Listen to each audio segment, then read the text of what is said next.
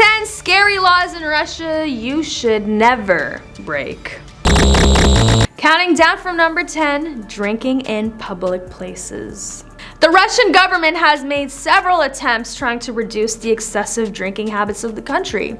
There are strict regulations on the sale times for alcohol and restrictions on where you can drink. Public places are generally off limits to alcohol, and being caught can result in dealing with the police. The ingenuity of Russian people has, of course, led to elaborate ways of consuming alcohol, but there is always a chance of being caught and worth taking precautions. But don't worry, it's not all doom and gloom if you're looking to enjoy a drink or two. There are plenty of places where you can find a place to relax, have a chat, and enjoy a beverage. From hidden bars tucked away in back streets to cozy pubs and lively clubs with outdoor seating, there's something for everyone. So go ahead and explore the nightlife scene in Russia. Just make sure to stay safe and abide by the rules. Who knows? You might even get an insight into how Russians love their vodka. Cheers. Number 9, failing to show ID. Although the first idea that comes to mind is the conventional showing ID when getting into a club, here the situation is slightly different. Russian cities are often subject to random ID checks, usually in crowded places such as subways, public squares, etc. What the police are looking for are migrant workers without the proper permission to work. Failing to present any form of ID can result in a trip to the police station. Such checks are especially common with men, so carrying around a passport can help avoid unnecessary trouble. That being said, it's still important to be careful when flashing around your passport. Sure, you might think you look cool brandishing a passport like a VIP card, but don't forget that all of Russia is watching, police officers included. It's best to keep the passport out of sight and only present if absolutely necessary. After all, no one wants to become an internet meme for trying too hard. But in cases where flashing your passport is indeed necessary, make sure you do it with style and confidence, like a true Russian citizen. Be proud and remind everyone who's boss by simply presenting your ID without any hassle or drama. That way, they will know that you mean business and won't mess with you. Now, number 8 is a little crazy, but playing Pokemon Go. A fairly innocent activity that rapidly gained popularity around the world, causing players to get into accidents and detained for trespassing. In Russia, though, a player used the game to make a statement and raise awareness of the growing influence of the church in Russia. He recorded himself playing Pokemon Go inside of a church in Yekaterinburg, whilst chanting religious-sounding incantations with swearing. His actions fell under the law against insulting religious feelings, signed by Putin after the Pussy Riot trial. So catch them all, but not in Russian churches. It may be bad for your health. Needless to say, the incident in Yekaterinburg wasn't the only time playing Pokemon Go has gotten people into trouble. From players getting run over by cars while trying to catch a rare Pikachu to others who were arrested for trespassing or creating public disturbances, it's clear that playing Pokemon Go can easily take an unexpected turn. So if you want to preserve your liberties and not end up detained for catching them all, make sure you play responsibly and stay out of places where you shouldn't be. Otherwise, you might just find yourself singing religious incantations with Putin. Just like our poor friend from Yekaterinburg. Good luck, trainers. Number 7, writing letters to the government. A representative of the Open Russia movement was detained for collecting open letters to Putin from citizens of Kazan. The letters were requesting that the current president not run for another term in the upcoming elections in March 2018. While she was in the process of collecting the letters, the police took her away, after which she was sentenced to 10 days in prison.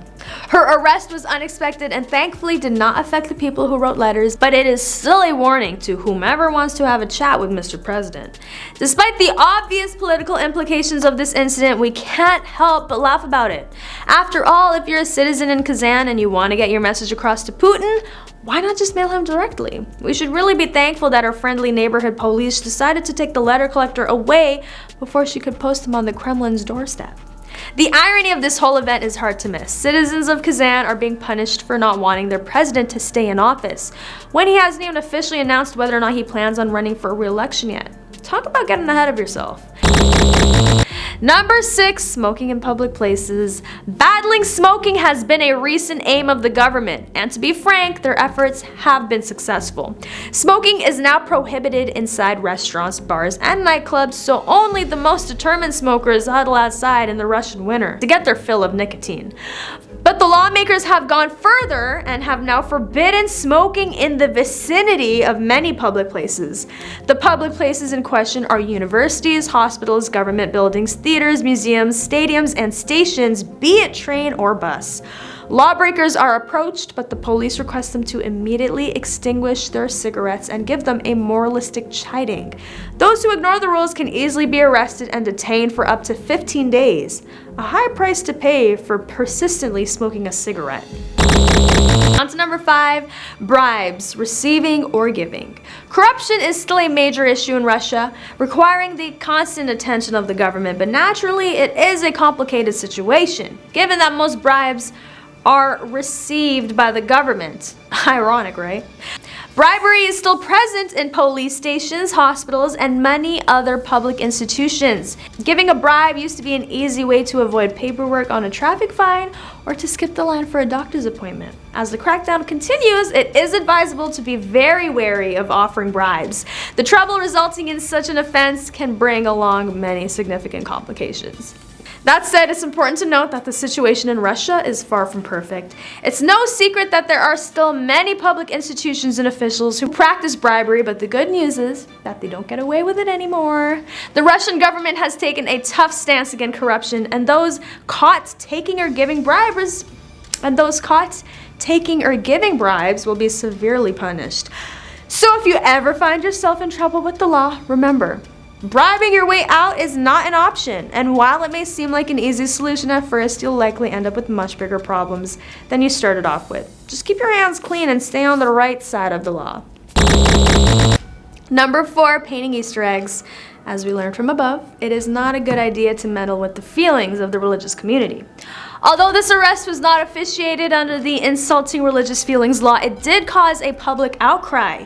A group of Maltsev activists for a Russian politician under arrest decided to show their support by writing "Free Maltsev" on Easter eggs. The group was later brought to trial, resulting in a fine to the group's leader, Elena Blinova. A mild sentence, but perhaps best to refrain from such deviant Easter decorations.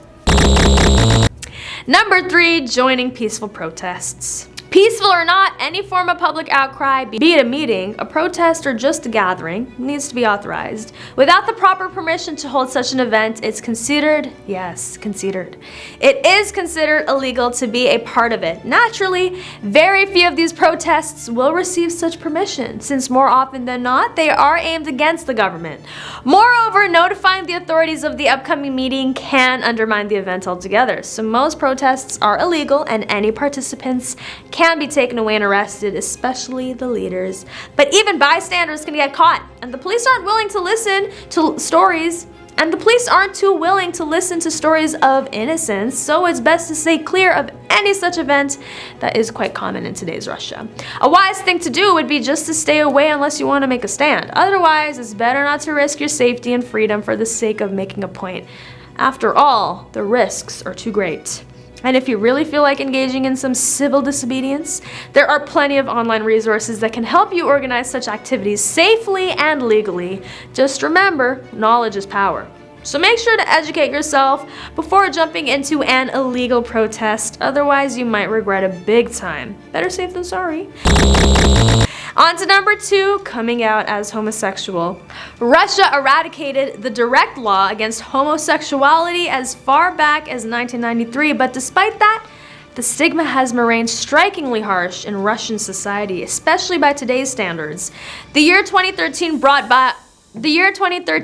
about an anti-gay propaganda law that, although not directly targeting homosexuals, has still brought to the fore a discussion that has shown Russia to be a very backward-thinking country when it comes to sexual orientation. This law also allowed for free interpretation of what really is gay propaganda, leading to arrests of people holding hands or showing any other form of affection in public.